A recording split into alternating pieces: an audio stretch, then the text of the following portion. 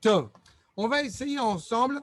Vous savez que chaque fête, Baruch Hashem, dans le calendrier hébraïque, a plusieurs noms. On sait, par exemple, par rapport à Pesach, qui est appelé dans la Torah Chag Hamatzot. Et de manière générale, pour Shavuot, évidemment, c'est aussi Yom HaBikurim, c'est aussi effectivement Chag HaKatsir, puisque c'est le moment où on amène les récoltes au Beth HaMikdash. Et la fête de Sukkot est appelée, je le rappelle, Chag HaAsif. Alors, voyons les versets d'abord ensemble, et ça va nous permettre d'essayer de comprendre un petit peu quel enseignement, eh bien, nous allons pouvoir tirer de cette dimension de Chag HaAsif. Pour l'instant, je ne l'explique pas tellement, mais on va y revenir. Voyez, makor numéro 1. Shalosh regalim tachug li bashana. De manière générale, quand on parle de Chag, il s'agit de faire un cercle. Donc la fête par excellence, c'est évidemment Sukkot, puisque nous entourons l'autel extérieur, okay, à Mizbeach HaChitzoni, pendant cette période de Simchat Bet HaShoeva, pendant cette période de Sukkot au Bet HaMikdash. Et Chag HaMatzot tishmor shivat yamim, tuchal matzot, puisque vous savez que Pessah se doit de débuter au printemps, et dans le cas où on voit que le printemps n'a pas encore débuté, alors on ajoutera même le mois de Hadar, je rappelle, pour l'année embolistique. Aviv kibo yatsata mimitzraim, cette période-là où tu es sorti d'Égypte, velo yiraou panai rekam, puisque nous rencontrons à Kadosh Baruch Hu justement à Pessah. Chag HaKatsir, donc la fête de Shavuot, la récolte, puisque chaque type de récolte a un nom qui lui est consacré. Quand on parle de katsir, il s'agit du blé. Batsir, je rappelle, c'est le vin, etc. Il y a d'autres noms. Chag HaKatsir bikurei ma'asecha, les prémices de ta récolte que tu as asher tizra, que tu as planté dans ton champ. Ve Chag HaAsif, voilà notre festivité. Ve Chag HaAsif betset hashana, la fête, au bout du compte, de rassembler, si je puis dire, les restes qui sont inscrits dans notre champ, qui a déjà été récolté depuis, comme on le sait, depuis Shavuot.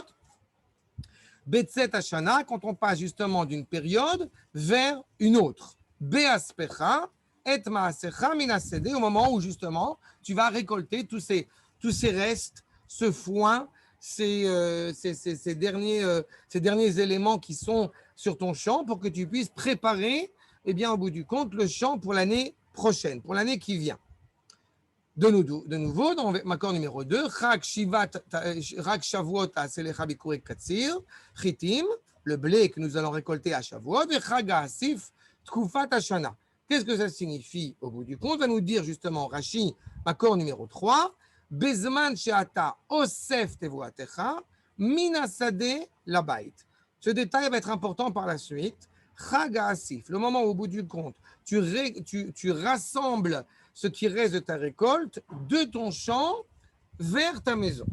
Asif azou, lachon achnasa labait. Le fait de l'essor, le fait justement de rassembler, j'ai intitulé ce cours « Il est temps de se retrouver ». On va voir justement pourquoi j'ai intitulé ce cours de la manière suivante. Mais pour l'instant, c'est d'essayer au bout du compte de rassembler tout ce que j'avais dans mon champ, dans ma maison. Ve asafto el torbetecha. Cette notion de dans ta maison est fondamentalement important. Mais encore une fois, s'il s'agit de récolter, de rassembler tout ce qui reste dans mon champ, qui me dit que ça va être justement à cette période-là de l'année?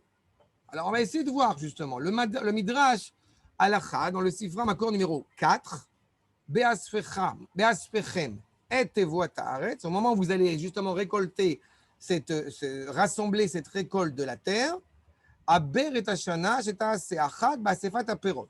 Tu veux, au bout du compte, rassembler les fruits. Mais encore une fois, ça peut se faire au moment où on va récolter justement des fruits, la récolte, comme c'est le cas à Shavuot. Achav, et la question est posée.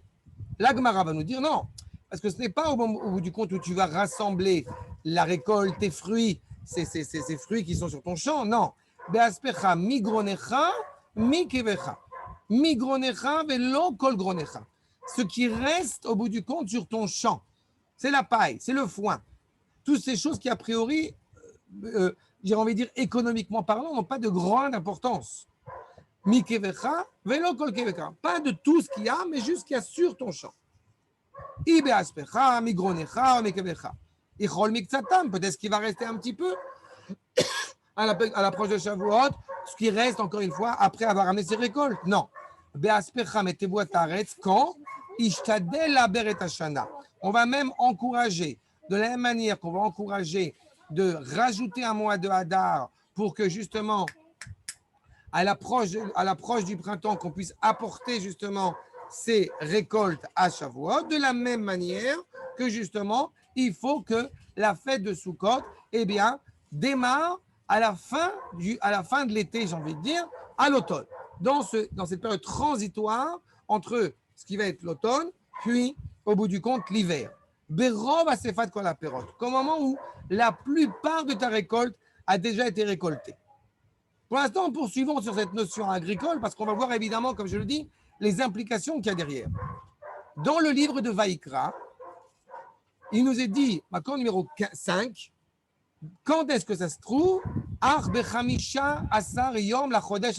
Donc, il est évident qu'il s'agit de ce moment-là. Quand tu as une terre, je rappelle que le 15 Tishri n'est pas une date au hasard, puisque la première date de conquête d'Eretz Israël, à l'époque de Moshe Rabbeinu, a eu lieu, nous raconte le Midrash, justement le 15 Tishri. C'est-à-dire que justement, le fait de s'installer dans la Souka n'est pas à n'importe quelle période de l'année. Et dans cette période où nous éprouvons, nous exprimons notre lien profond à l'égard d'Eretz Israël. Et au moment justement, le 15 de ce 7e mois, du mois de Tishri, du 7e mois, Be'aspechem etevu et haaretz, tachogu et chag Hashem. Là, le verset est un petit peu particulier. On nous dit à ce moment-là, où vous allez justement récolter tous les restes de votre récolte. Sous-entendu, préparer l'année prochaine, préparer l'année en cours, l'année agricole qui vient. Où de toute façon, vous allez vous réjouir. Eh bien, consacrez cette célébration à Akadosh Baruch Hu. Shivat Yamim, 7 jours, le premier jour Shabbaton, le premier jour qui est un jour de fête plein, ou Beyom Hashemini, Shabbaton, ainsi que le 8e jour, Shmini Atzeret, Simchat Torah, qui sera lui aussi un jour. Mais je reprends ma problématique. Encore une fois, dans le cas où nous sommes des agriculteurs, c'est un sentiment naturel de se réjouir pour justement la fin de l'année qui se termine et cette nouvelle année qui commence. Une nouvelle année agricole commence. Alors, est-ce une fête, au bout du compte, orientée vers Akadosh Baruch Hu, ou c'est une célébration tout à fait naturelle pour un agriculteur? Vous voyez, Makor numéro 6, et la question est posée. Chag HaSukkot ta'aseh lecha. On insiste pour que cette fête de Sukkot, justement, tu te la fasses pour toi. Shivat Yamim be'aspecha migronecha mikevecha. Au moment où tu vas récolter les derniers, comme j'ai dit, les derniers restes de ton champ. Alors, est-ce une fête, au bout du compte, encore une fois, spirituelle, ou est-ce une fête purement agricole? La deuxième problématique que je pose, c'est que dans la mesure où nous ne sommes plus, justement, des agriculteurs, alors en quoi cette fête, selon, encore une fois, l'indice de la Torah, prend tout son sens, justement, à notre génération? Et puis, question supplémentaire, pourquoi est-il important, justement, de relier ce qui peut paraître évident, naturel, de ces choses qui n'ont plus de valeur? La paille, encore une fois, n'est pas une denrée qu'on peut commercialiser. Il n'y a pas de fruits dans la paille. Pourquoi est-ce que c'est ça qui nous réjouit tant que ça? Pourquoi est-ce que c'est là-dessus qu'on va justement insister sur la célébration 7 jours de cette coutume agricole? Va nous dire d'abord Rabbi Yitzhak Abravanel. Chag HaSukkot ta'aseh lecha. Ine. Ra'a Adon HaNevi'im.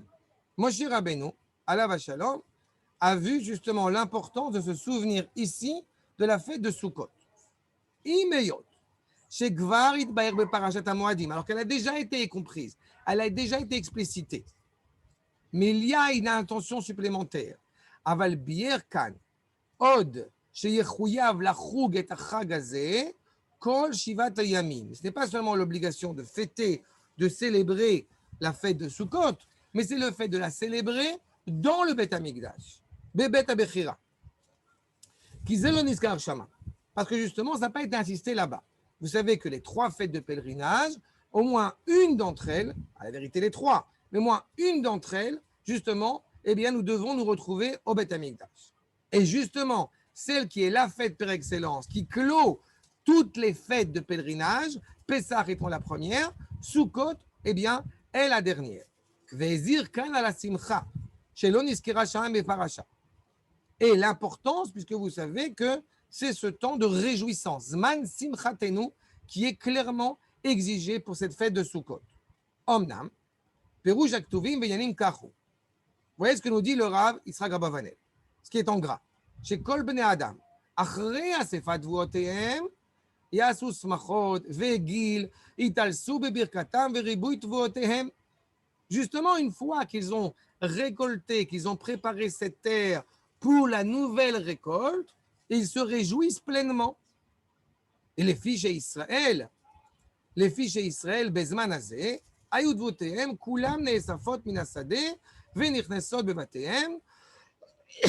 Et alors que justement, Israël, leurs récoltes sont déjà rentrées, encore une fois, du champ vers leur maison.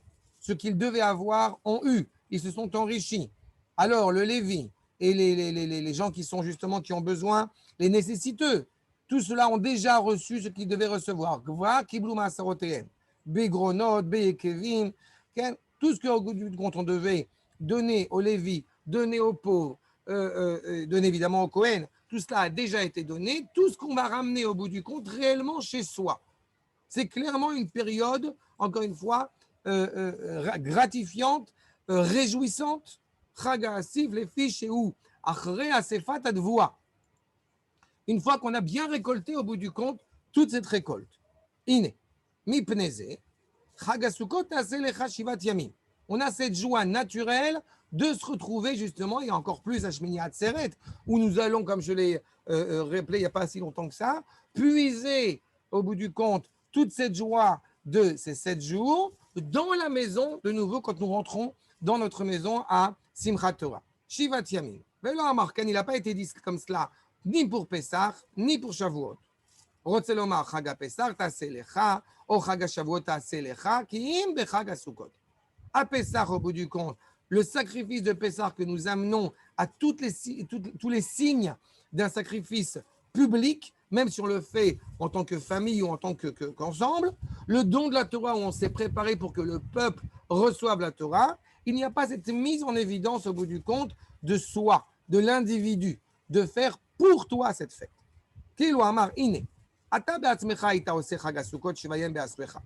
Naturellement, on aurait festoyé ces 7 jours, encore une fois, pour montrer, exprimer notre satisfaction de ce champ qui est prêt à la nouvelle récolte.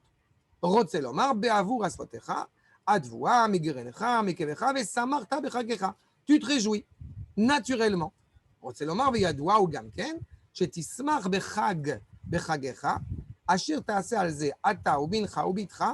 Tu vas te réjouir naturellement en cette fête.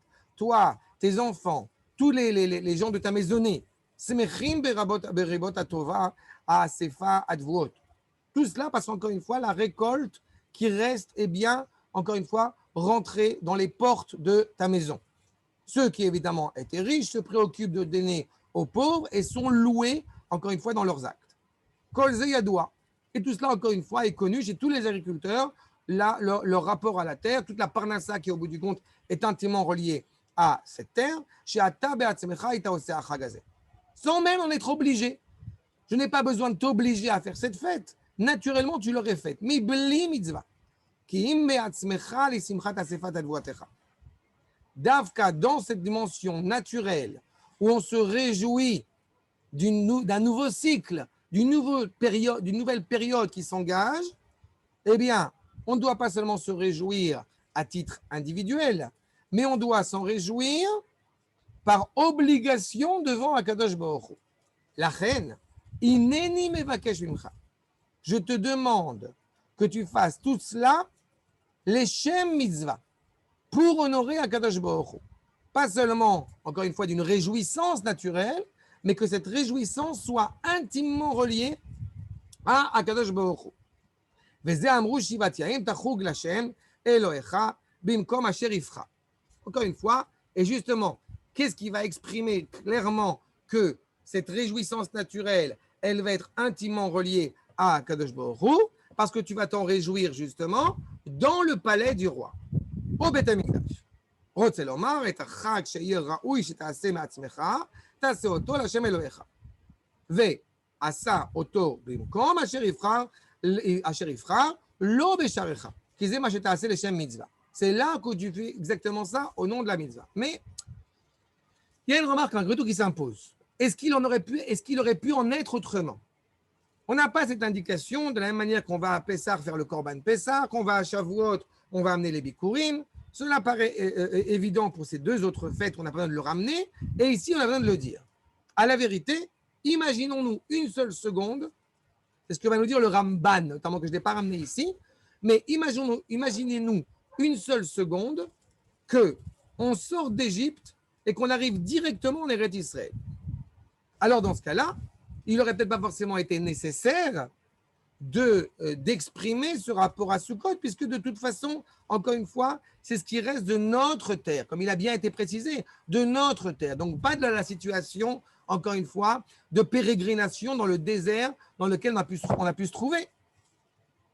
Donc pourquoi est-il nécessaire de nous rappeler que ce n'est pas seulement une réjouissance à titre individuel ou même à titre national, mais une réjouissance justement pour honorer Akadosh Baruch Hu.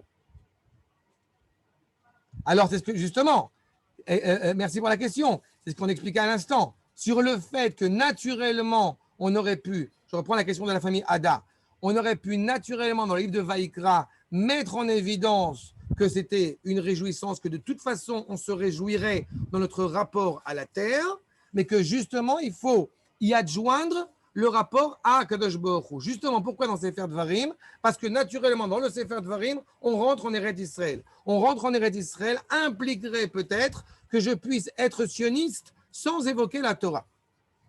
Je puisse avoir un rapport d'amour à l'égard d'Eretz Israël sans avoir en parallèle un rapport d'amour à l'égard d'Akadosh Baruch Hu.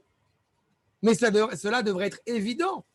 Cela devrait être évident, va nous dire le Netziv de Volojine, si il n'y avait pas eu la faute du veau d'or. Cette alliance, quand on veut tout rassembler, eh bien la vraie question de savoir, c'est qu'est-ce que nous allons rassembler? Qu'est-ce que nous allons au bout du compte retrouver? Est-ce que c'est retrouver notre champ? Est-ce que c'est retrouver notre richesse? Ou c'est retrouver bien plus que ça? Si justement il n'y avait pas eu la faute du veau d'or, alors il n'y aurait pas eu, j'ai envie de dire, il n'y aurait pas eu d'erreur. Regardez ce que nous dit le natif de Volojine, Makor numéro 8. Chag ha'asif tkufat hashana, be'emet chag ha'sukkot, nitzrach be'shvi'it, sharei az ein asif. Pourquoi est-ce qu'on met ça justement en évidence?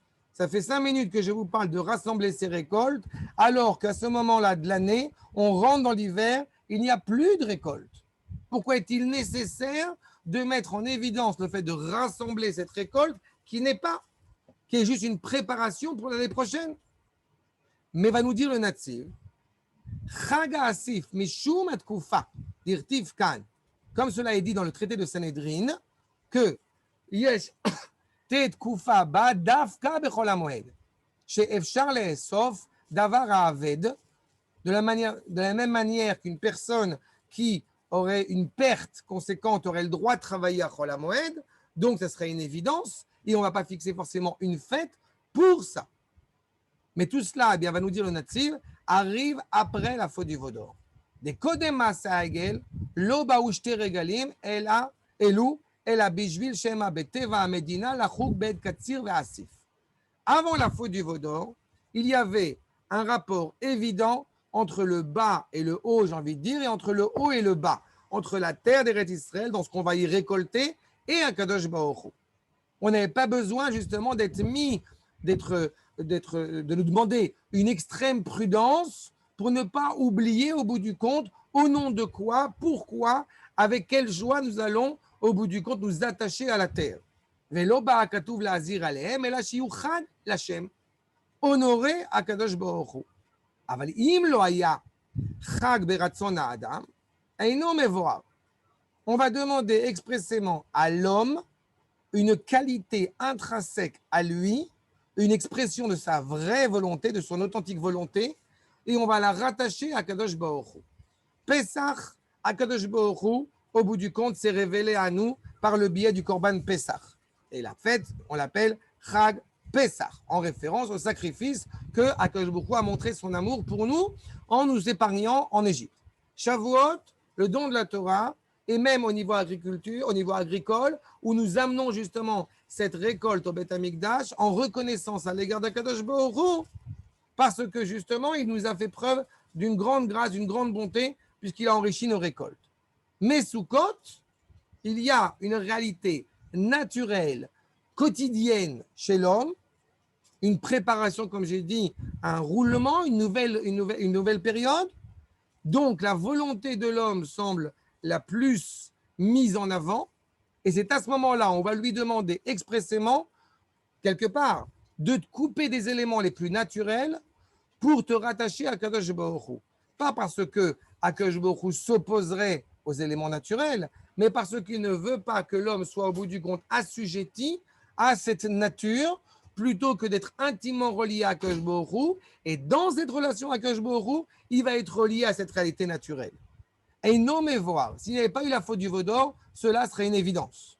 Mais la faute du veau d'or a remis en cause au bout du compte, puisque je vous rappelle que la faute du veau d'or est d'abord et avant tout une remise en cause du lien intrinsèque qui relie l'homme à Kadosh Baruch Hu, puisqu'ils ont voulu remplacer Moshe Rabbeinu. Donc, il n'y avait plus ce rapport au bout du compte intrinsèque. On a divinisé un homme, enfin surtout le Erev Rav. On a divinisé un homme. On a divinisé au bout du compte une réalité qui est comprise dans sa transcendance par le biais du Créateur. Ashvi'it, en bo chagim elo. Aval achar ha'egel, izdiram lasot regalim gam beshvit. Après la faute du veau d'or, eh bien, nous allons faire aussi, au bout du compte, une fête dans ce 7e mois. Kedesh yavu beregel ezra la'ashrish avoda ve'emuna. Afin que tu comprennes que quand tu vas aller justement travailler cette terre, cela se fasse, encore une fois, en prise de conscience que c'est intimement en étant relié à Kadosh Baruch Hu. Maintenant, je voudrais qu'on dépasse un petit peu cette problématique agricole pour essayer de comprendre quand on parle de cette récolte, de ces restes, de cette paille, de ce foin au bout du compte qui était sur cette terre. Naturellement, tout ce que nous allons travailler, tout ce que nous allons œuvrer tout au long de notre quotidien, et on voit bien encore une fois la période que nous traversons avec tout ce que cela implique, où on parle d'une stabilité irréversible, irrémédiable, et il suffit d'un petit virus pour, tac, nous faire tomber. C'est-à-dire qu'au bout du compte, on est en train de prendre réellement conscience du rapport peut-être tangible qu'on peut avoir, et peut-être pas si certain et pas si stable que ça, qu'on peut avoir à l'égard de la nature. À nous dire le Shem Ishmoel, dans Makor numéro 9. Yesh leitbonen bemitzvat souka.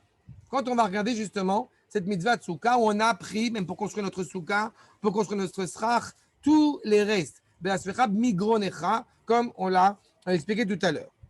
De la même manière que vous avez un rapport biologique, physique, matériel, va nous dire le Shem Ishmoel, il y a une dimension aussi spirituelle. Chag asi b'asvecha et ma'asecha min hasadeh, v'yadua, de kol inyanei gashmiyut, em mashal vetzel le'inyanei ruchaniut. Tout ce qu'on parle au niveau, au bout du compte, dans la dimension agricole, matérielle, et c'est là où ça prend aussi tout son sens, même si nous ne sommes pas des agriculteurs, elle a aussi une dimension fondamentale au niveau spirituel. Oufren. מובן דכמו בגשמיות שהזמן האספה מכל תבואת השדה, כן וברוחניות שכל תורה ומצוות ומעשים טובים, שאדם מסגל כל ימות השנה. De la même manière qu'en cette fin d'année, en tout cas 7e mois, pas selon la Torah, cette période de l'année, qui est une période transitoire vers l'hiver, où nous récoltons, comme je l'ai dit, tous les restes pour préparer la terre vers de nouvelles, au bout du compte, de nouvelles récoltes. Ce qui est vrai au niveau physique est vrai au niveau spirituel. Ce moment dans l'année où nous faisons, au bout du compte, nous rassemblons spirituellement tous ces actes, toutes ces mitzvot que l'homme, au bout du compte, a pu commettre pendant l'année. Pas pour, au bout du compte, les oublier, mais pour se préparer justement à une nouvelle année, à une nouvelle période. Okay? La kif, on entoure au bout du compte toute cette réalité que nous avons pu vivre. Mitasfin bechaga Sukkot. C'est justement à cette période-là de Sukkot où mistofefim, où on fait cette introspection réjouissante, mais dans la soukha, justement, de tout ce qu'on a fait et de tout ce qu'on aspire à être. Comme on va nettoyer le champ pour le préparer à de nouvelles récoltes, min obsolètes, et on le rend dans le grenier justement,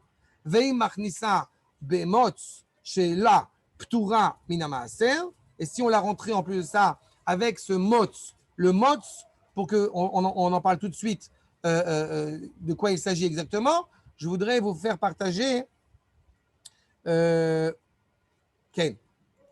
croquis, j'espère que vous le voyez. Vous avez ici au bout du compte, dans la graine ici, vous avez au bout du compte une fine couche qui va protéger la graine. Qui va protéger la graine de blé qu'on va utiliser après pour la farine. Achav.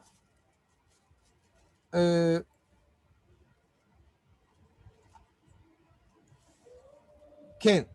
Alors, donc justement, ce motz, si on a rentré ce blé avec cette fine couche qui était sur elle, alors elle n'aura pas besoin de maaser. On n'aura pas besoin à ce stade-là d'apporter au Kohen et au Lévi, au Beth Amikdash.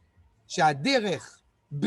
Eret Israël et l'Achnissa rak l'Achar Nikionot. De manière générale, quand on va rentrer justement ce blé en Eret Israël, ce foin, cette paille qui reste, on va la rentrer clairement propre à la fois du motz et à la fois du teven. Le teven, c'est la paille. On essaie de rentrer au bout du compte pour, comme j'ai dit, préparer la nouvelle récolte. Mais ce qui est intéressant, c'est que la paille, c'est donc la tige qui est reliée au blé, et vous avez ce motz, comme j'ai dit, la fine couche qui est sur le grain. À cette dimension physique, matérielle, agricole, il y a aussi, encore une fois, une dimension spirituelle. Et on va le voir tout de suite. Ken ou beruchaniut. Chez Kol Torah, ou mitzvot, ou maasim tovim, ba'em yesh ba'en eze machashava lo tova. Dans tout ce que nous agissons au niveau de la Torah, dans nos actes, dans nos mitzvot, tout cela peut être aussi animé par une pensée qui n'est pas totalement cohérente, qui n'est pas totalement bonne. Ou marchevet chutz sheinena leshem shamayim. Une pensée qui serait justement pas au nom d'Akadosh Baruch Hu. Là, on parle, encore une fois, dans les actes positifs qu'on peut commettre. Vous avez deux dimensions. Vous avez un acte qui est formellement interdit, qui peut-être même être nuisible à, justement, à pouvoir, j'ai envie de dire, fabriquer, faire ce pain tellement souhaité. Et vous avez une réalité qui n'est pas nuisible, qui est nécessaire le temps qu'on puisse se construire. Mais une fois que le pain a été construit, une fois que la récolte a été apportée, cette dimension-là devient profondément inutile. Et si elle reste, alors elle peut être dangereuse. C'est ce que nous dit le Rav. Zeu kemomotz ladvoa, ve'en machlisinoto leotzar hashamayim.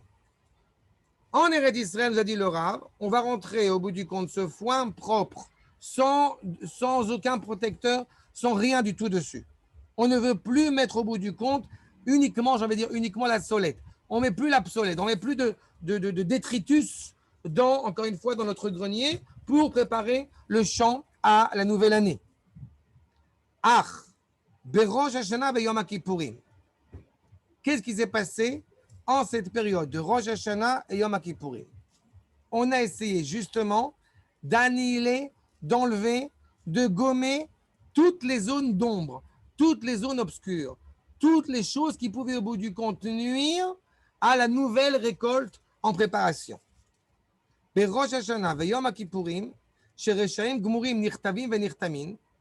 Tous ces mécréants qui, au bout du compte, malheureusement, eh bien, sont inscrits par leurs actes à quelque chose qui va en contradiction avec le sens de la vie. Ve'amar, Gvod Kodsho Avi Admor Zecher Tzadik Kadosh Livracha. Dit le père du Shem Ishmael du Admor Zechatshov. Shekemo Shereshaim Gmurim Bichlal. Ces mécréants qui sont totalement, malheureusement, irréparable. Eh bien, Ken ou Bechol Prat ou Bechol Ish ou Bechol Mitzvah ou Mitzvah. C'est la même chose pour chacun d'entre nous. Chacun d'entre nous, entre Rosh Hashanah et Yom Kippourim, s'est libéré de toutes ces fioritures, de tous ces détritus, de tout au bout du compte ce foin qui n'était pas bénéfique pour la nouvelle récolte. Chez Kol Ish Veish Nitchak Chelek Aresha Memenu. Chacun d'entre nous s'est libéré de cette zone problématique qu'on pouvait avoir en nous. Et Kol Mitzvah ou Mitzvah Nitra Mena obsolète. Que ce soit les actes qui étaient problématiques, comme ce soit les actes qui étaient d'Afka des mitzvot, mais qui malgré tout avaient une écorce qui pouvait au bout du compte nuire à l'authenticité de la mitzvah. Ou freine. Maintenant il est clair, nous sommes à Sukkot, Achar Rosh Hashanah et Yom Kippourim. Une fois que justement Rosh Hashanah et Yom Kippourim sont derrière nous, que toutes nos fautes au bout du compte ont été clairement effacées. Chez Torah va mitzvot de Maasim Tovim, tout cela au bout du compte se nettoie. Tous nos actes se nettoient de tout détritus, de toute nuisance. Ishata kosher leachnisan leotsar hashamayim. C'est le moment où justement, eh bien, nous allons, comme je l'ai dit, rentrer cette force, ce grain à l'intérieur pour justement le protéger clairement à l'approche de l'hiver, à l'approche au bout du compte d'une nouvelle année qui commence. Quand on parle de Chag HaAsif, ce n'est pas seulement rassembler la récolte. Comme je l'ai dit, c'est se retrouver, c'est se rassembler. C'est ce moment justement où on peut retrouver l'authenticité de notre être et cela, effectivement, explique pourquoi naturellement l'homme est joyeux de pouvoir se retrouver. Ce n'est pas une période négative, ce n'est pas une période où je prends de nouvelles résolutions. Je commence à penser à l'extérieur quand je commence à construire de nouveau ma maison. C'est exactement ce qu'on est en train de traverser. Ce sont des temps justement qui sont animés par la sainteté, Moed, Shlosh Teregalim, sont des temps de rencontre avec Akadosh Baruch Hu, où mon être peut rencontrer réellement Akadosh Baruch Hu. Je voudrais, s'il y a des questions, mais sinon j'avance un petit peu. Il y a des questions. Ken.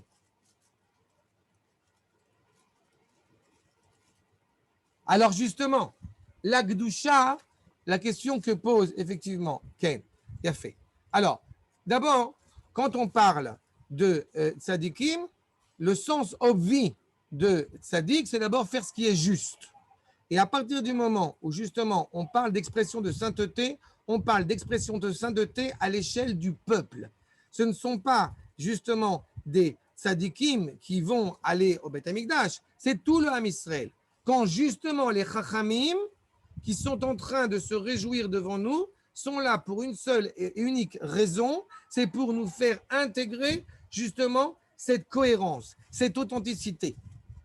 Il serait parvenu, il serait malvenu de se prendre pour ce que nous ne sommes pas, d'un côté en étant justement se croyant des tzadikim, tout en n'étant peut-être pas forcément, mais il serait aussi maladroit de ne pas nous honorer à notre juste valeur, étant donné que pendant toute cette semaine justement, eh bien, nous sommes conscients que eh bien, les Ushpizin, les 7 Ananekavod qui nous entourent, sont l'expression de notre identité profonde. Le fait est, c'est que chacun à son niveau, chacun avec sa capacité, est capable justement de retrouver son authenticité en dépit des erreurs commises dans le passé. Rentrer dans la période de Tishri, je le répète, c'est rentrer dans la période tellement aspirée. On n'est pas justement dans une période où on fait l'impasse sur nos fautes. On est dans une période où on a l'opportunité de pouvoir se retrouver, se rencontrer de nouveau. Toute l'année, parfois, ne nous le propose pas forcément de manière aussi évidente. Là, c'est un temps où on a ce temps. C'est un temps justement où on peut reconnaître la valeur de ce temps. Mais Kadesh Israël va Zemanim, par le biais d'Israël. La sainteté n'est pas individuelle. La sainteté, c'est tout le peuple qui est ensemble et qui va au Beth Amikdash. C'est exactement ces temps-là qu'Akadosh Baruch Hu nous a consacrés, en prenant en considération que nous ne sommes justement pas tous des tzadikim gmurim. Mais nous avons cette opportunité, encore une fois, d'appartenir à un peuple, kol amer tzadikim. Tout ton peuple est animé justement par cette volonté d'être juste. Et c'est ça justement notre plus grande joie.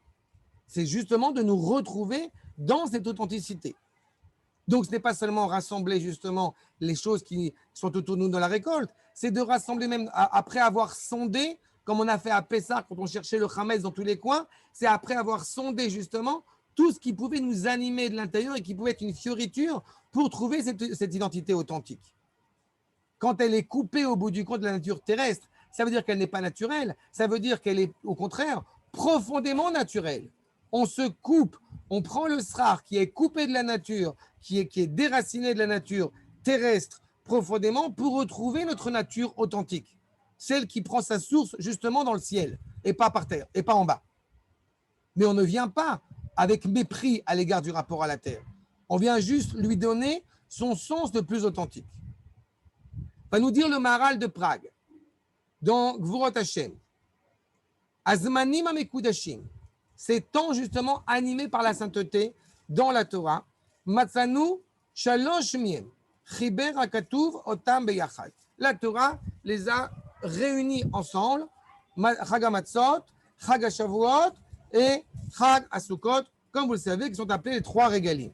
Mais là où c'est intéressant, c'est que le Rav va faire justement une corrélation entre ces trois fêtes-là, justement, où il y a la volonté de se rattacher à Kadosh Baruch Hu, où il y a la volonté du Créateur de se rattacher à la créature, et il y a la volonté, justement, d'être en coexistence l'un avec l'autre, et c'est exactement l'expression de ces trois fêtes de pèlerinage.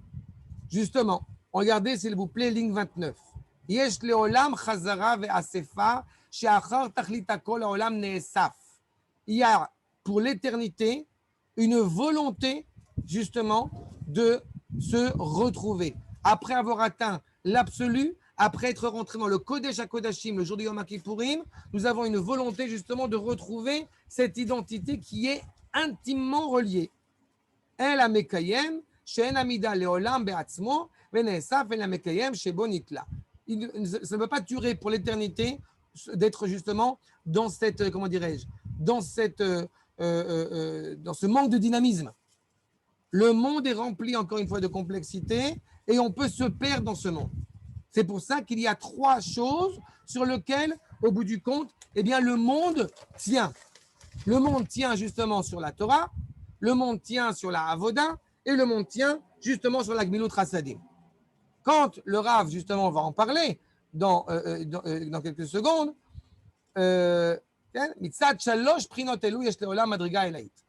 ces trois dimensions-là, de ces trois fêtes-là, de ces trois piliers, Torah, Avoda, Gmilut Chassadim, eh bien, se trouve le lien intrinsèque, inaltérable avec le Créateur. Tout en étant, avant même d'agir, je me trouve influencé par le Créateur. Je me lève tous les matins. On est intimement relié à Kadosh Baruch Hu. Ça, c'est Pessah. והשני הוא עבר זה, שהעולם הוא חוזר ונאסף אל סיבתו ומקיים אותו. Et l'inverse, le monde retrouve au bout du compte sa cohérence, où la créature qui n'a pas été créée vainement, eh bien, peut exprimer ce pourquoi elle a été créée. ומה שהעולם נתלה בו יתברך, ואין לו קיום זולתו יתברך, ובזה כל המציאות שב אל השם יתברך. Tout revient à הקדוש ברוך הוא. וכמו שעניין הראשון, tout revient vers Akadosh Baruch Hu, comme j'ai dit, du haut vers le bas, du bas vers le haut, et il y a, encore une fois, cette coexistence, cette cohérence, puisque la volonté du Créateur n'est pas d'annihiler la créature, bien au contraire. Ashlishi, la troisième dimension, Sheyesh, Leolam, Dvekut ve'Itztarfut el Hashem Yitbarach, Bishvil Animsaim. La troisième dimension, c'est quand justement il y a une intimité, un intime lien avec Akadosh Baruch Hu, avec toutes les créatures. Puisqu'elles sont parfaites, complètes, elles sont intimement reliées à Kadosh Baruch Hu. À l'échelle individuelle, nous pourrions effectivement, la question tout à l'heure qui a été posée, nous pourrions nous dire que nous ne sommes pas effectivement accomplis. Mais à l'échelle du peuple, il est évident que la racine du peuple, justement, eh bien, est clairement accomplie. Elle ne demande que à se révéler. Et c'est dans notre rapport, justement, mitzvat Hakel, que nous faisons à la fin, justement, de la Shemitah, c'est le moment où le peuple juif se rassemble tous ensemble et c'est justement à Sukkot. On n'a pas demandé à un juif, je vous le rappelle, à Simchat Torah, si il a étudié la Torah ou non, alors qu'il prend le Sefer Torah et qu'il danse avec. Ça veut dire que le rapport qu'il a à l'égard d'Akadosh Baruch Hu, le rapport qu'il a à l'égard de la Torah, dépasse l'entendement. N'est pas justement un rapport intellectuel, est un rapport qui touche, qui nous relie profondément, encore une fois, à notre Neshama. C'est ça la troisième dimension. Et c'est ça, au bout du compte, la dimension de la fête de Sukkot. Si, quand on parle de Torah, c'est le fait qu'effectivement, la réalité est intimement reliée à Kadosh Baruch Hu, ce qu'on retrouve à la fête de Shavuot, s'il s'agit de la avoda, des sacrifices, vous savez qu'à Sukkot, nous pratiquons énormément de sacrifices, justement en relation avec la fête. C'est l'expression de cette perfection dans le monde qui est généré par l'ordre de la nature. C'est exactement ce rapport à la fête de Sukkot. Et puis, la troisième dimension, Gmilut Chassadim, l'évocation de Chesed, l'évocation de bonté infinie, que on voit que le Créateur influe sur toute la création, c'est évidemment Pessah. Puisque bien que nous n'en étions pas encore méritants, bien que n'ayons pas encore reçu la Torah, bien que n'étant pas encore rentrés en Eretz Israël au moment de ce Pessah Mitzrayim, pourtant, Akadosh dans sa grande bonté, nous a épargnés. On voit qu'au bout du compte, quand justement la Maseret, le traité de Havot, met bien en évidence le fait que le monde tient sur la Torah, la Avoda et la Gmilut Chassadim, eh bien le monde tient au bout du compte sur ces trois fêtes. Mais que justement, on aurait pu penser qu'il y a d'autant plus d'importance de parler de Asefa, peut-être à Shavuot, de rassemblement d'Avka à Shavuot, au moment où justement, eh bien, Akadosh Baruch Hu a montré par la richesse de la récolte combien il est attaché à nous ou combien nous sommes attachés à lui. Ou à Pessah, où il y a cette évocation de bonté. Non. Parce que, étant donné que la volonté du Créateur, c'est d'avoir un partenaire qui est la créature d'Israël, il fallait pour cela que dans cette volonté naturelle, dans cette joie naturelle, à l'approche d'une nouvelle année, eh bien, nous puissions justement et nous souhaitions nous élever totalement pour être intimement reliés à Akadosh Baruch Hu, pour que le monde de la nature, pour que le monde du quotidien dans lequel nous vivons soit lui aussi pleinement réparé. Nous ne sommes pas, encore une fois, chrétiens, Baruch Hashem. Nous n'avons pas un rapport spirituel comme le chrétien pourrait l'avoir à l'égard de sa paroisse. Non, nous sommes dans une volonté de transcender l'ordre de la nature, de révéler combien dans cette réalité naturelle, eh bien, le Créateur y réside pleinement. Et c'est pour cela que pour, justement, encore plus insister sur ce propos, il nous est clairement demandé d'être justement dans cette situation idéale, d'être justement à Jérusalem, au Beth Amikdash, où peut s'exprimer réellement cette perfection, cette compatibilité totale entre le Créateur et la créature. Regardez ce que j'ai souligné, ligne 12. Od yeshlemut yoter elion b'ma'ala, ve'u shlemut acharon. Cette perfection, encore une fois, ce lien intime qu'on a vu à Pessah, ce lien qu'on a vu à Shavuot, il y a encore plus que ça. C'est quand justement, eh bien, on réside avec le Créateur dans la soukha, dans la réalité la plus naturelle qui soit. Elle est d'Afka en porte-à-faux à l'égard de la réalité matérielle. Mais ce n'est pas pour fuir la matière, c'est pour lui donner son sens authentique, son sens véritable. On rassemble cette récolte de l'année précédente, pas par mépris pour la récolte de l'année suivante. Au contraire, on la récolte pour préparer au mieux le terreau de l'année en cours. Et bien, c'est exactement la même chose. Spirituellement, on récolte tout ce que nous avons pu justement prendre en nous et la bonté d'Akadosh Baruch Hu fait qu'on arrive à récolter justement tout ce qu'on a pu faire l'année qui vient de se dérouler, tout en délaissant tout ce qui était nuisible, puisque les fautes ont été expiées, Baruch Hashem. Puisque le jour de Yom Kippourim, eh bien, on a eu ce privilège de pouvoir se libérer de toutes nos scories, de toutes nos erreurs du passé. Tout cela pour mieux se retrouver encore. Et c'est exactement la notion, encore une fois, de Sukkot. Le moment, on va nous dire le Maharal de Prague, ligne 19, Tsarich Adam le istofefut ou le fichar tzarich liyashev basukah shasukah hi istofefut gamken.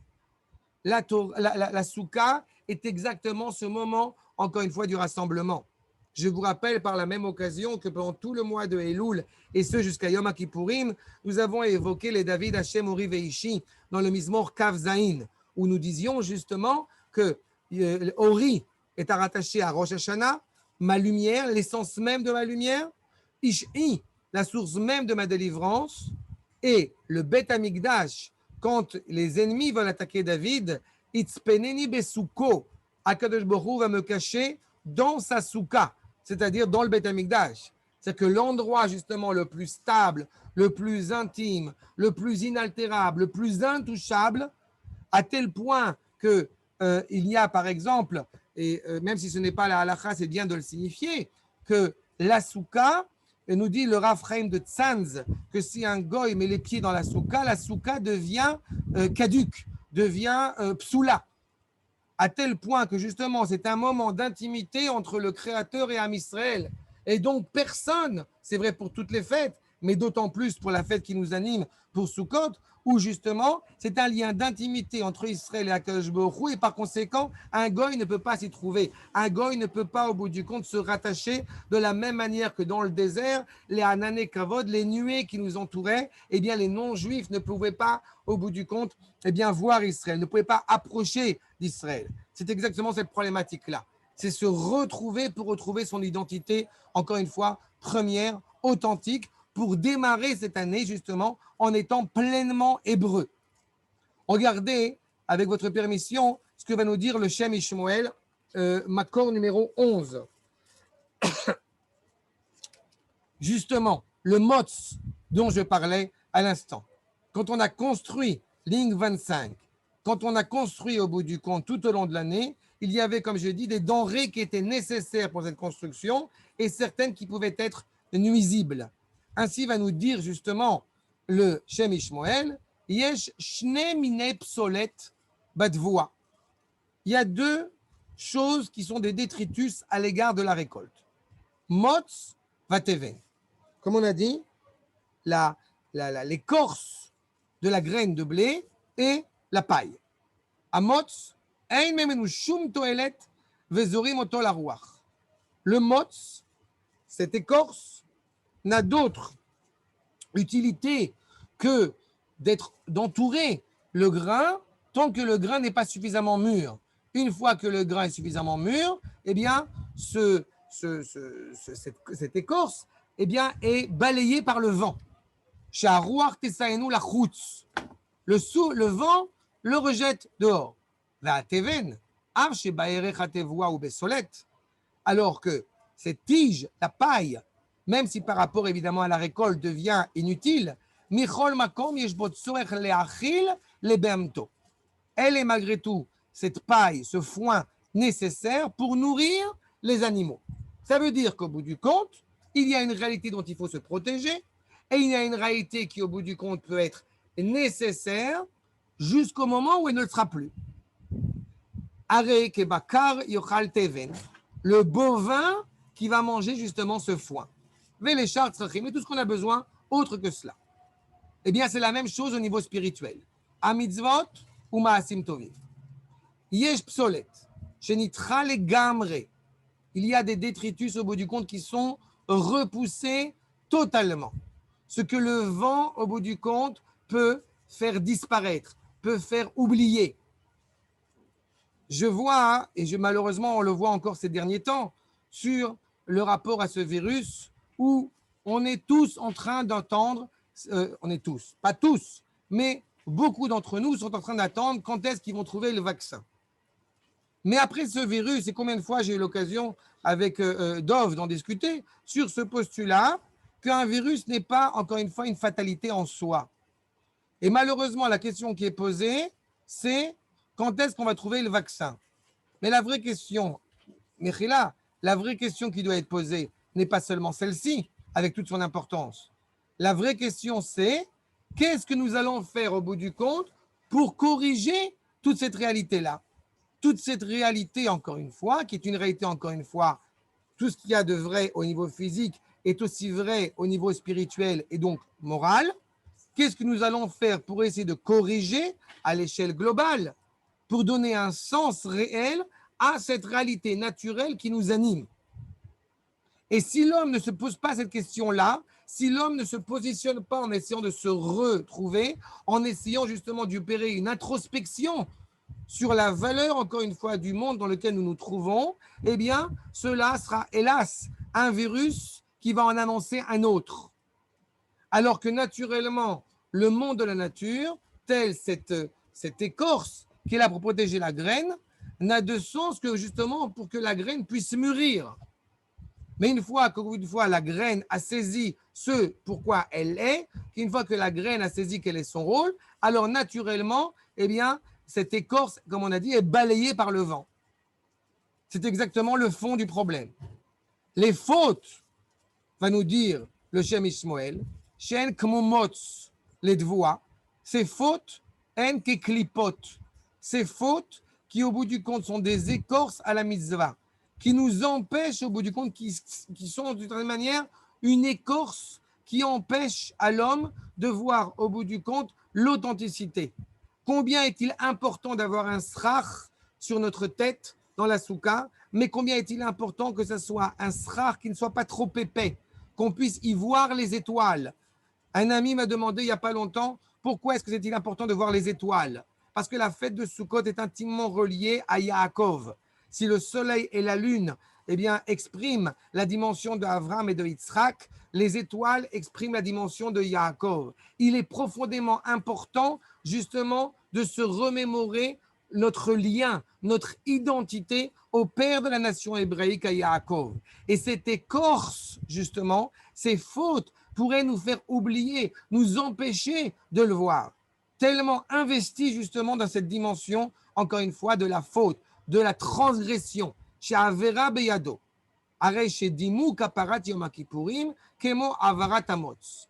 Yom Kippourim nous a permis, grâce à ce séhir, grâce à ce bélier qu'on a balancé sur la montagne, à nous libérer de ces trois fautes les plus dramatiques qui soient. Et justement, puisqu'on se libère de cela, alors il y a aussi le teven, la paille. Yesh od inyan, psolet, shei kidimion teven la tevoa, sherak barech hatevoa nikret psolet. Cette tige, cette paille, qui au bout du compte est utile, mais à l'égard de la récolte, elle devient inutile pour l'homme. Mais elle est utile malgré tout, puisqu'on s'en sert, comme on a dit, pour les animaux. On s'en sert encore une fois comme un moyen, comme une nécessité dans le monde. Ça veut dire qu'on ne souhaite pas se couper du monde. On souhaite l'utiliser pour réaliser ce qui est l'essentiel. On va encore une fois rassembler toutes ces forces. Quand on va au bout du compte se libérer de ces fautes, quand on va se libérer des fautes du passé, il n'empêche qu'il faut savoir aussi mettre le doigt et honorer ce qu'il y a de nécessaire, d'utile. Une expérience qu'on a pu avoir est toujours utile pour justement continuer à parfaire le monde. C'est l'occasion pour nous, encore une fois, pour nous amener vers cette vie, tellement aspirée vers cette vie future. Mais pour cela, il faut se libérer d'abord, comme je l'ai dit, de tous ces détritus, de tout ce qui pourrait empêcher, au bout du compte, la récolte de s'élever, de montrer justement ce qu'elle est. Et je vous renvoie, justement, j'évoquais Yaakov. Quand Yaakov, eh bien, va construire une soukha, ce n'est pas à n'importe quel moment et ce n'est pas à n'importe quelle occasion. Justement, on a parlé de la paille qui est nécessaire pour les animaux. Comprenez aussi la paille, le foin, la tige, qui même si elle n'est pas, encore une fois, aussi élevée que la récolte, même si ce monde-ci n'est pas aussi élevé que le monde auquel nous aspirons, il n'empêche que ce monde-ci est éclairé par le monde suivant. Mais pour cela, il faut justement se libérer de tout ce qui peut nous empêcher justement d'avancer vers cette réalité tellement espérée. Quand Yaakov Avinu va construire, au bout du compte, une soukha pour ses bêtes, une étable. Une fois qu'il a construit cela, il va construire une maison. Mais à quel moment dans son histoire va-t-il construire cela? Juste après avoir envoyé tous les cadeaux à Esav, pour n'être en aucune manière redevable à l'égard de Esav. De la même manière qu'après s'être libéré des trois fautes les plus dramatiques la débauche, le meurtre et l'idolâtrie dans lequel nous pourrions, que Dieu nous en préserve, tomber, eh bien, une fois que nous nous libérons de ces fautes, de ces influences extérieures, alors on peut se consacrer réellement à construire authentiquement notre demeure. Ainsi, le Rav Yitzhak Utner, dans Pachad Yitzhak, Ve'Yaakov Nasa Sukkota, cet endroit qui va être appelé Sukkot, Vaïven lo Bait, Ve'lemikneu Asa Sukkot. Il va se construire une maison et pour son bétail, il va faire des Sukkot. Alken, Kara Shem Amakom Sukkot.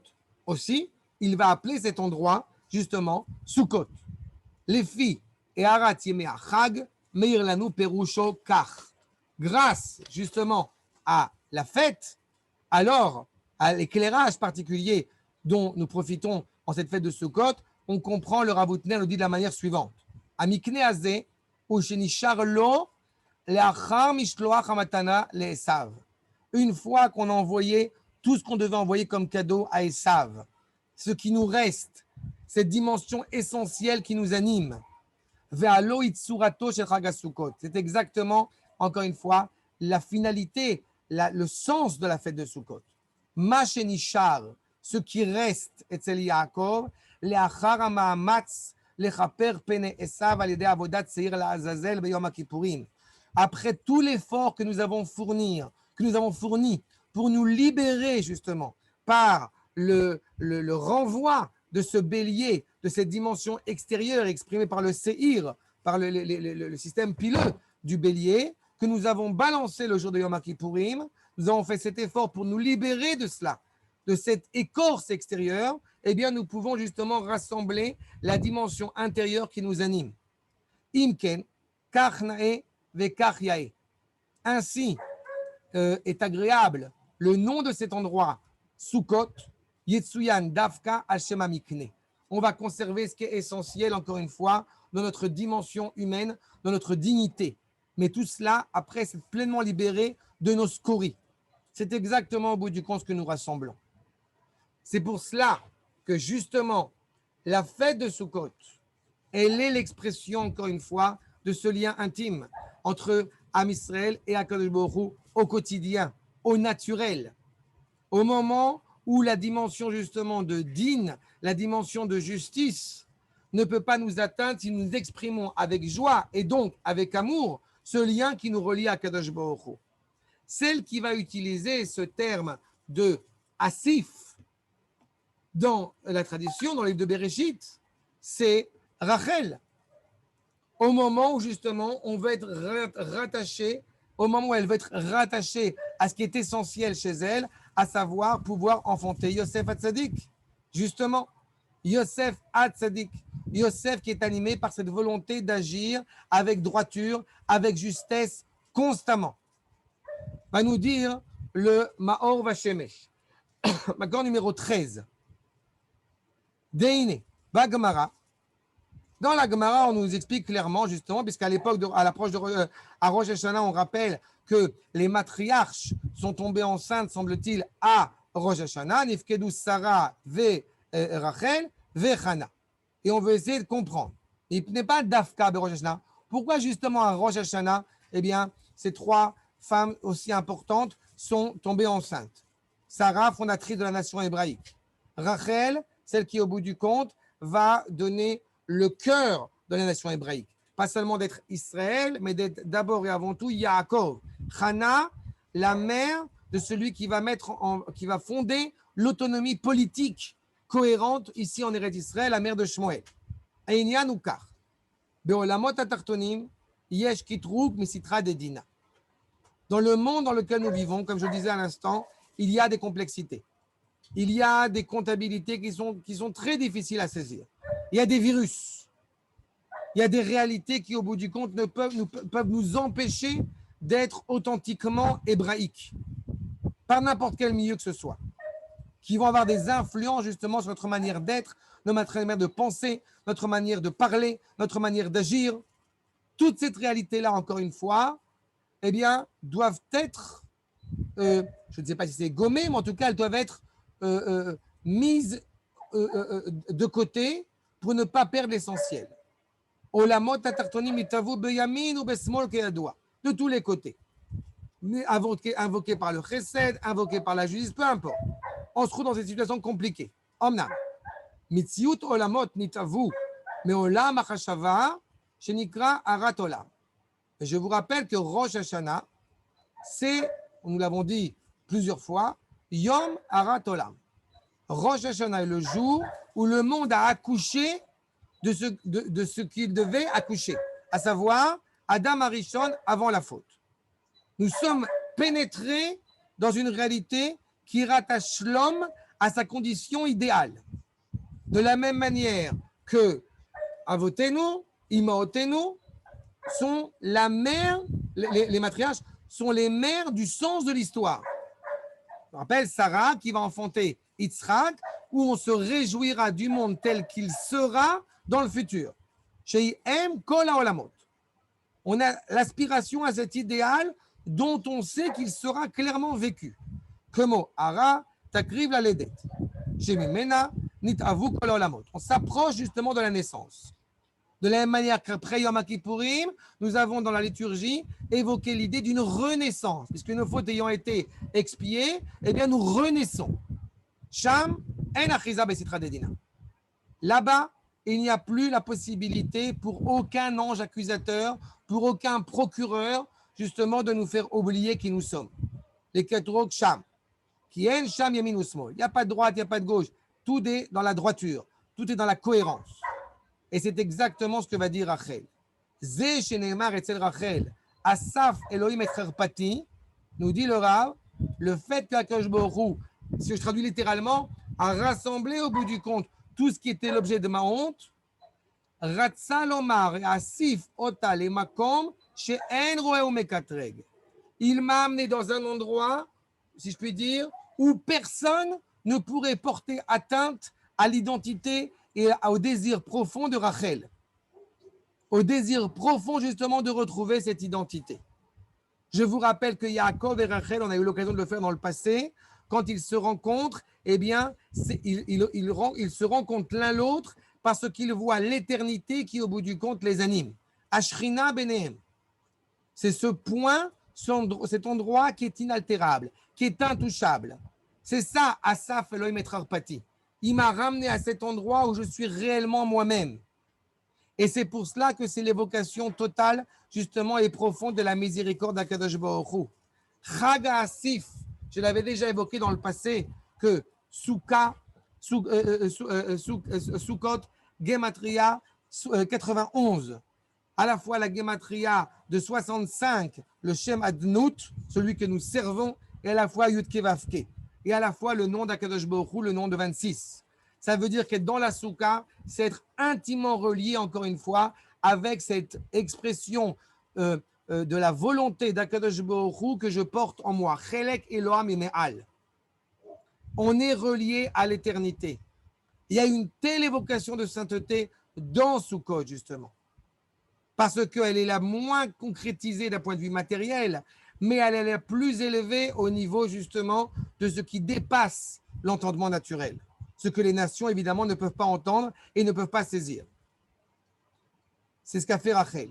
C'est ce que nous faisons en évoquant Chag HaAsif. Regardez le Bnei Issachar, Makor numéro 14. Iné. Titbonen en sof avaya Hashem, begematria rachamim. En sof, Yud Kevavke, Adnut, ve'alor gematria rachamim. C'est quoi Rachamim? On retrouve les matriarches, la matrice, la miséricorde, celle qui vient justement enfanter l'authenticité. Aliyedet fila kazot, mitorer shoresh Rachamim. Si Yom Kippourim et Rosh Hashanah sont les festivités reliées à Abraham et à Yitzhak, Sukkot, comme je l'ai dit tout à l'heure, est intimement relié à Yaakov. Yaakov est le père de la nation. On retrouve encore une fois ce lien, cette identité si particulière, encore une fois, de la nation. Qu'est-ce qui sépare, qu'est-ce qui distingue la nation hébraïque de toutes les nations? C'est d'abord et avant tout l'intonation de sa voix, la manière, le programme, encore une fois, qui l'anime.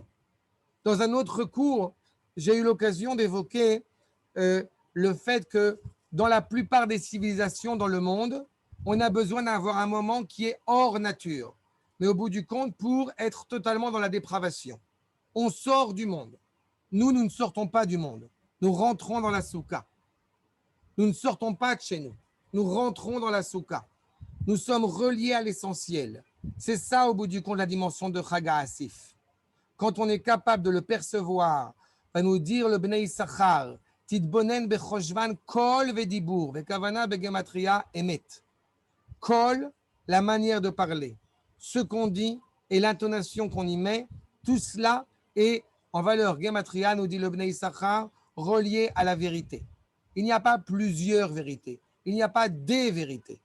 Il y a la vérité qui est justement été donnée à Yaakov. Titen emet le Yaakov, asher nasa sukota. La vérité, Yaakov la porte en lui.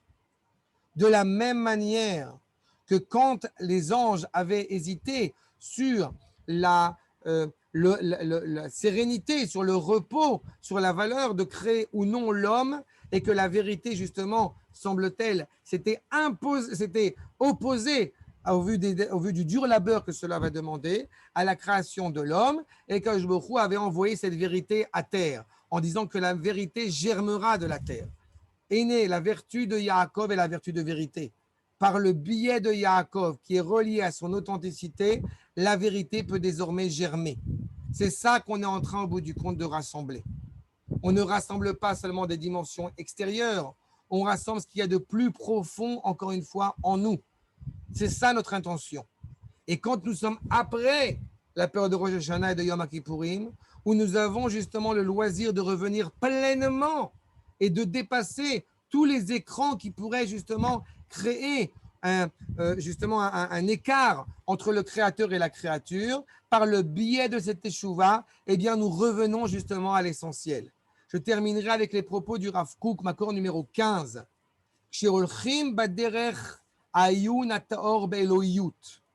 Quand nous entamons un regard profond, animé encore une fois par la pureté, quand on se rapproche d'Akadosh Baruch Hu. Margisha Adam Be'atzmo, on voit la grandeur d'Akadosh Baruch Hu, naturellement, eh bien, on voit un écran chez Yesh Massach Hamavdil Beino ou Ben Asagat Abeirot. On voit bien qu'il y a un écran, on voit bien qu'il y a une distinction claire, nette, entre le créateur et la créature. Mais cette dimension-là, ce qui lui a amené à cette distinction, à entendre cette distinction, ce sont les fautes, ce sont les erreurs, ce sont les choses qui peuvent générer ce monde, qui nous empêchent d'être reliés à l'essentiel. Même la neshama mekaret she'hamasach hazeh hu hama'asim va'amidot she'einam tovim. La neshama sait pourquoi il y a ce sentiment d'écran qui distingue la créature de son créateur, à cause des actes qui n'étaient pas commis avec équité. Mais de nouveau, ajustement à Sukkot, miyad mitoreret bekerev alev hatshuka letshuva shlema, mais se révèle au bout du compte, au plus profond de notre cœur, la volonté de revenir pleinement. Et je citais à Simchat Torah l'expression d'un juif qui va danser avec le Sefer Torah alors que peut-être il l'a très peu étudié pendant l'année. Mais il a une expression d'amour à l'égard de cette Torah. Ce qui montre bien qu'au bout du compte, eh bien, c'est un sentiment particulier qui relie le Créateur à la créature d'Israël, qui est incomparable avec, encore une fois, ce qui peut se passer chez les nations. Le Ham Israël est revenu pleinement. Il retrouve son identité qui transcende le monde. Les Me'ula Shebateshuvot, la plus grande parmi les retours. Et c'est vrai, puisque nous ne sommes pas, encore une fois, tous encore accomplis pleinement, moi le premier. Donc, il est évident que parfois, elle ne va pas forcément se révéler dans toute sa splendeur. Jusqu'au moment, jusqu'au moment où il va lui être rattaché une prière réjouissante, rafraîchissante. C'est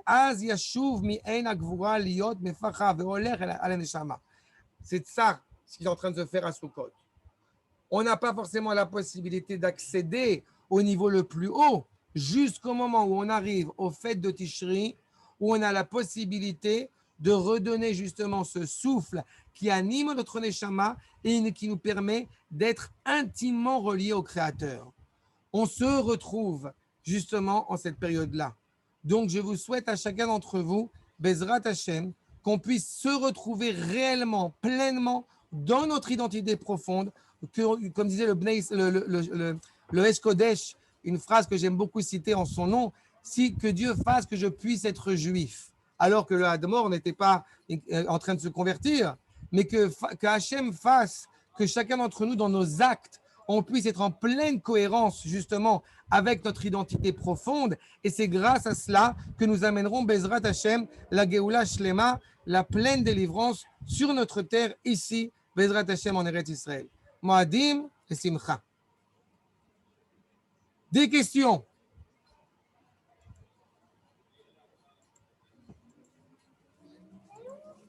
Regarde, pourquoi je n'arrive pas à vous entendre? Ken, vous pouvez parler si vous voulez. Ça y est, c'est bon. Je vous écoute. Je ne sais pas si je vais pouvoir souper ce soir. Je me suis régalé de tes paroles. J'ai plus faim. Y a-t-il des questions? Je suis à votre écoute. Toda Rabba, Rabbi Hamoudim. Toda Rabba. Merci Guy, c'est gentil. Toda Rabba. Avec plaisir. Bechavod. Je t'entends pas.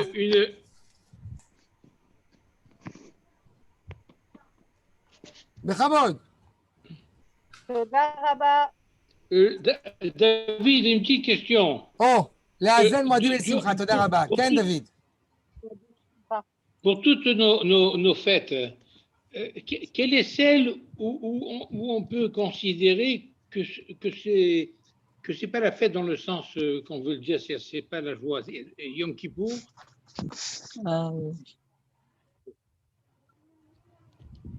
David écrit la question, je pourrais peut-être plus mieux la comprendre. Je veux dire que toutes nos fêtes durant toute l'année, quand arrive Rosh Hashanah, c'est Rosh Hashanah, c'est Sukkot, c'est Simchat Torah, c'est la joie. Mais entre Rosh Hashanah et Sukkot, il y a Kippour. Et Kippour, c'est pas la joie. Pourquoi Kippour ne commence pas d'abord Kippour après Yom la Kippour, joie? c'est un autre sujet à part entière, mais Yom Kippour, j'ai déjà eu l'occasion d'expliquer que Yom Kippour n'est pas justement un jeûne comme les autres. Yom Kippour, c'est un jour où notre Neshama est pleinement relié à Kadosh Baruch Hu au détriment de notre corps. Donc, ce n'est pas un jour de tristesse. Oui. On a fait la beracha quand nos femmes ont allumé la bougie à Yom Kippourim, elles ont clairement évoqué le fait que Yom Kippourim, justement, est appelé Shabbat Shabbaton. La Adlik Ner Shel, au bout du compte, c'est un Yom Tov. Même si, effectivement, il n'y a pas la possibilité, au sens où on l'emploie, effectivement, de manger.